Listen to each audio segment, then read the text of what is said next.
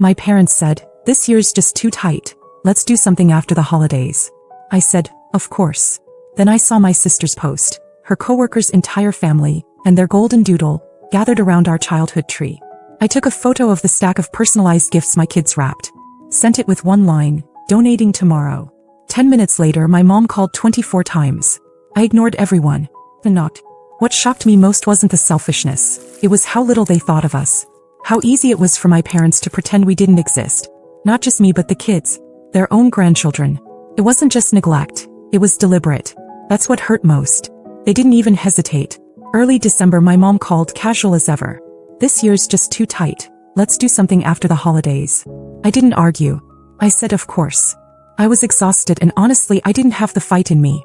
I'd been running on fumes ever since Brad walked out 2 months ago. One minute we were a family of 4 and the next I was fielding school runs, night terrors and court dates on my own. I didn't expect a perfect Christmas, but I thought we'd at least have each other. The kids were bummed but we made it work. They poured themselves into the gifts, little things. A calendar of their drawings, hand-painted picture frames, and a memory jar full of folded notes that said things like, "You make the best banana bread," and "Thank you for always loving us." They even decorated a red envelope with stickers and gold stars. That one held a $10,000 check. I had tucked it aside after the divorce, part of the emergency fund. I figured if my parents were struggling this would help. The kids believed it was just a special surprise. I didn't tell them the real reason. We had our own Christmas. Cinnamon rolls, old movies, snowball fights in the backyard. It was quiet. Not terrible. I tried to focus on what we had. Then I made the mistake of checking Instagram. My sister's story was the second one on my feed. She was filming a living room full of people I didn't recognize. Not just people, her coworkers' entire family, gathered around our tree. Our childhood ornaments. Our fireplace. My parents front and center laughing like they'd just won the lottery. Her coworker's dog, a golden doodle, was sitting on my mom's lap. I watched the video 3 times. I wanted to believe I misunderstood. But I hadn't. I didn't say anything. Just walked over to our little stack of presents under the tree. Took a photo. Sent it to my parents with one line, "Donating tomorrow." 10 minutes later my phone lit up with 24 missed calls. All from my mom. No texts. Just call after call after call. I didn't answer. I didn't feel like hearing whatever story they were going to spin. It was almost 9:30 when the knock came. I opened the door. There they were, my mom and dad, standing in the cold holding a tin of cookies like nothing had happened. Like we hadn't been completely erased from their holiday. They stood on my porch like it was nothing. Like we were just a regular family, popping by with cookies on a snowy Christmas night. My mom held out the tin, still smiling like she wasn't the same person who cut us out of the holiday 2 weeks ago. My dad was quieter, hovering behind her, not meeting my eyes. I didn't say anything. I didn't step aside to let them in. I took the tin without even glancing at it. The cold air was biting through the doorway and the kids were inside laughing at something on the TV. I wasn't going to let that warmth get sucked out into the snow just because these two had suddenly remembered we existed. My mom cleared her throat and said they were just driving around, wanted to see how we were doing. I said we were fine. Nothing more. Then she asked about the text. The one with the photo of the gifts and that one line. "Donating tomorrow." She said it like she didn't already know what it meant. I told her exactly what it meant. The presents the kids made. The photo calendar, the hand-painted ornaments, the jar of memories. They were going to a local shelter. Families who actually wanted them would get them. Families who weren't too busy hosting strangers around someone else's fireplace. He tried to play it off. Said maybe we could get together next week instead. Something casual, something just us. But she wasn't looking at me when she said it. She was watching the edge of the envelope peeking out from under the photo in the picture I'd sent. It had gold stars. It looked like something kids would make for their grandparents, because it was. Then she asked the real question. The one she came for. Was there something in that red envelope? She already knew. He just wanted to hear me say it. I looked at her and didn't answer. I didn't need to. She shifted uncomfortably, like standing still was suddenly unbearable. My dad, who hadn't said a word until then, spoke up. He said they hadn't realized how much the kids had worked on everything, how much thought we'd put into the holiday. That maybe they'd made a mistake and we should get back on the same page. It sounded rehearsed. They didn't come to fix anything. They came because they saw a dollar amount and suddenly remembered we mattered. I told them the kids were asleep. They weren't. I could still hear them arguing about marshmallows in the kitchen, but it was enough. My parents hesitated a second longer, then turned and left. No hugs, no apology. Just the crunch of boots in fresh snow. I closed the door and looked down at the tin. It rattled when I moved it. Inside were store-bought sugar cookies shoved into a recycled Christmas container from 2 years ago. A broken one sat right on top. That night I didn't sleep much. The next morning I took the red envelope, the wrapped gifts, the jar of memories, everything. I packed it all up and dropped it off with my friend Marcy, who works with families going through crisis support. She knew just who to give it to: a dad who lost his job 2 weeks before Christmas, a mom working double shifts, and 3 kids under 9. I didn't leave a name, just instructions to pass it on quietly. By the time I got back home, my phone had 17 missed calls. By sunset it was 36. And then the texts started. The texts didn't stop. First it was the usual: let's talk, we miss the kids, New Year's is a fresh start. I ignored everyone. Not out of spite, but because I'd already seen the truth. My parents had erased us from their holiday without a second thought. It wasn't just neglect. It was intentional. They made a choice. And now that they'd realized what they walked away from, they were scrambling. The shift came 4 days after Christmas. My mom messaged again: we'd love for you and the kids to come over for New Year's. Just us. Let's make it nice. No drama. Then she added, I'll make Ellie's favorite pie. That one made me pause. Ellie saw it too. She asked if we were going. Said maybe Grandma and Grandpa were just confused or busy, that maybe now they understood how much we missed them. Eli said he wanted to play with their old train set again. He even mentioned the fire pit out back and how Grandpa used to let them roast marshmallows, even when it was freezing. I should have shut it down. But I didn't. I told myself it was for the kids, that maybe they were trying in their own flawed way to fix what they broke.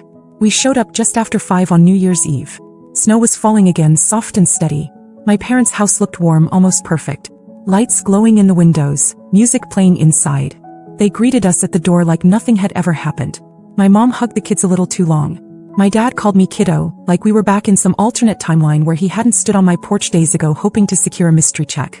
There were candles lit. A big roast on the table. Even my sister was there with her boyfriend Jake, who spent most of the evening asking the kids overly cheerful questions like he was reading from a script. Everyone was overly polite, smiling too hard, laughing too loud. It was like watching a dress rehearsal of a family that didn't actually know each other. Then after dinner, when the kids went to the den to play a board game, my mom disappeared into the kitchen and came back with something in her hand. The red envelope. Same one the kids had decorated.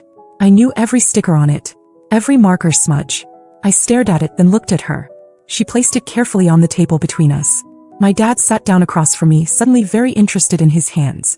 My sister leaned against the counter, arms crossed, not saying anything, but watching everything. My mom spoke softly. She said she just wanted to clarify something. That if the envelope was still in limbo, maybe it made sense to use it in a way that benefited everyone. She said they could put it toward home repairs. Or maybe something for the grandkids down the line. She said it like she was doing me a favor by even suggesting it. I asked her how she got it. She said she had a feeling and called around. One of the women at the donation network apparently owed her a favor. She never said exactly how she retrieved it, but the implication was clear. She dug until she found it. And once she knew what was inside, she made sure it didn't leave her reach again. I was stunned but not surprised. My parents have always believed in a strange version of ownership. If they could justify it, it belonged to them. I told her the envelope wasn't theirs. She said I'd already chosen to give it away and we're your family too. Then my sister chimed in for the first time all night. She said if I'd already been willing to give that money to strangers, I could at least do the right thing and keep it in the family. I looked around the room. All that politeness, all that warmth, it had never been real. This was the reason they invited us. They were staging a reunion so they could corner me. I stood up and called for the kids. Ellie asked if we could stay just a little longer. Eli didn't want to leave until they finished their game. I told them no. My mom looked heartbroken, but it wasn't real. It was disappointment with the outcome, not with the situation. He said I was being dramatic, that I was tearing apart a family over a gift we didn't even ask for. I didn't respond. I gathered the kids, told them to get their boots on, and thanked no one. As I opened the front door, my sister said, "So you're just going to keep it?" I turned back for half a second. She didn't flinch. She didn't see anything wrong with what she'd said. We left. Snow was thicker now and the road home was quiet. The kids were quiet too. The texts started up again the next morning. Longer. More urgent. And I could feel what was coming next. The morning after New Year's, my phone didn't stop buzzing. Not just texts this time, emails too. I guess my mother figured if she couldn't reach me directly, she'd try other routes. One of them was a group email to me, my sister, and my dad. Subject line: "Let's resolve this with grace." Like we were all part of some mediation and not a one-sided ambush. I didn't respond. By noon, my sister sent a long text. Said the kids were always welcome at her place. That if I didn't want to be part of the family anymore, that was my choice. But I shouldn't rob the children of love they clearly still wanted. It was calculated. The wording was exact. Then came the part one didn't expect. She said if the kids really wanted to visit Grandma and Grandpa, I should trust them enough to decide for themselves. but that trust means you're not dangling money to control everything. I read it twice. That's when I realized they were trying to flip it. Make it look like I was the one using money to manipulate them. I sat with that for a while. Let it simmer. Then a few days later, Ellie came into the kitchen holding her iPad. She'd been texting someone. I asked who and she hesitated. Said it was Aunt Rachel. I told her to hand it over. What I read made my stomach turn. My sister had been messaging Ellie directly, telling her grandma cried after we left, that she felt like she didn't matter anymore. That grown-ups make mistakes too, but that sometimes we need kids to remind them how to forgive. She even suggested Ellie call grandma without telling mommy, so it could be a special little secret between girls. I took the iPad and walked straight into the living room. I didn't yell. I sat Ellie and Eli down and told them the truth, that their grandmother and aunt were trying to use them to get something from me, that it had nothing to do with love, and that it was never okay for adults to ask kids to keep secrets from their parents. Ellie cried. Eli looked furious in that way only a 7-year-old can, silent, tight-jawed, confused. Broke something in both of them. I told them we were taking a break. From all of it, I blocked my sister's number. I sent one message to my parents. Do not contact my children again without going through me first. This is not a negotiation. An hour later, someone knocked on my door. It wasn't my parents. It was Jake, my sister's boyfriend. He looked uncomfortable. Said he came alone. He held up his phone and said he'd seen some of the messages Rachel had sent, and it didn't sit right with him. Said he knew he had no place getting involved, but he just wanted to say he didn't agree with how things went down.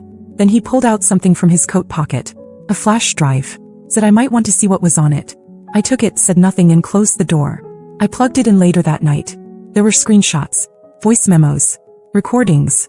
Rachel and my mom talking, plotting really, about how to guilt Olivia into coughing it up. And if not, we'll make sure the kids know who's really keeping them away. I saved everything. Every file. Every word. And for the first time since Christmas, I didn't feel cornered. I felt ready. I didn't sleep that night. Not from worry. Those days were behind me, but because I couldn't stop thinking about how far they'd gone, about how calm they were while doing it, how easy it was for them to script manipulation into something they could call family love.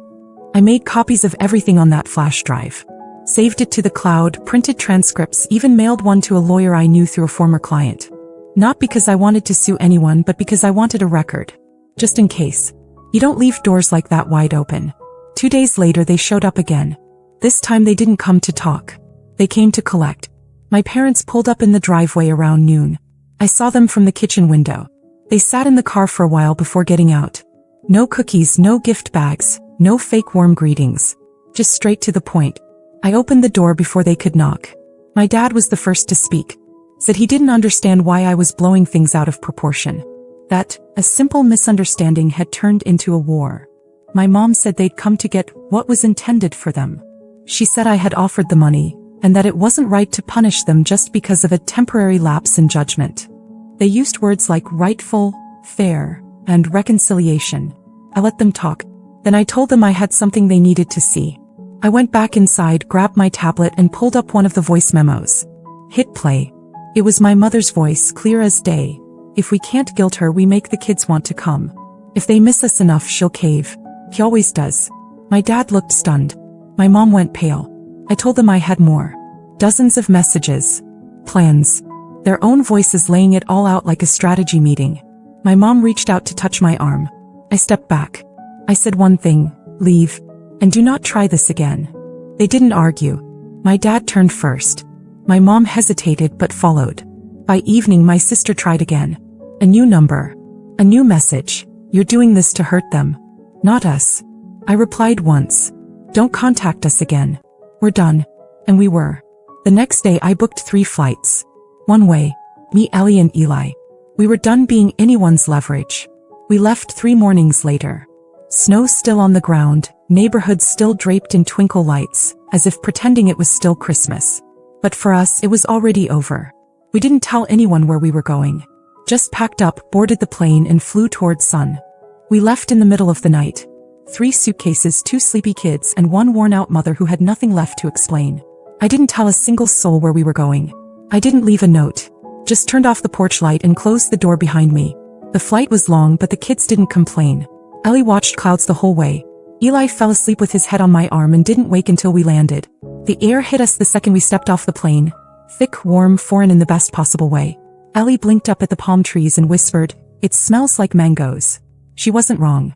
The hotel wasn't anything fancy, but the walls were clean and the view was all sky and water. There was a pool, a lazy cat that napped on the sun chairs, and a woman at the front desk who called Ellie Princess and gave Eli 2 free mango popsicles without asking. The first morning I woke up to the sound of laughter. Real laughter. Not that tight, forced kind I'd gotten used to at home. Ellie was trying to teach Eli to hula with a towel tied around his waist. It didn't matter that neither of them had a clue what they were doing. They were free. I let them swim before breakfast.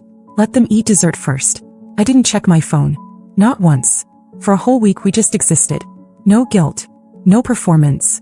No obligation. And then on the 8th day I got a call. Uncle Mark. I almost didn't answer. But something made me pick up. He didn't ask where we were. Didn't ask about the money or my parents or Rachel. Just said he wanted to check in. Said he'd been keeping quiet but that he'd seen enough to know something wasn't right. He told me he admired what I did. Drawing a line, protecting my kids, walking away. Then he said something that stuck with me. Sometimes love doesn't mean staying close. It means staying whole. You chose right. That was it. He didn't ask for anything. Didn't offer advice. Just wanted me to know someone had noticed. After that call I went down to the beach with the kids. We wrote our names in the sand, let the waves wash them away and then wrote them again. At night, Ellie curled up next to me and said, "I like it here. It feels like we don't have to pretend." And I knew exactly what she meant. We stayed longer than planned. I let the days stretch out like a yawn. No schedule. No plan. I paid for everything from the same account that once held the envelope. I didn't feel guilty. That money was never meant to buy forgiveness. It was meant to bring peace. And it did. I haven't heard from my parents since. Not a single word. Not from Rachel either. I don't know if they've convinced themselves I'm the villain. I don't care. My kids are safe. They're laughing again. I'm sleeping through the night. And for the first time in months, I don't feel like I owe anyone an explanation. If something changes, if they reach out again or try something new, I'll write an update. But I don't know if I will. For now, thank you. To everyone who read this. To everyone who sat with me in this. You didn't have to, but you did. And that's something I won't forget.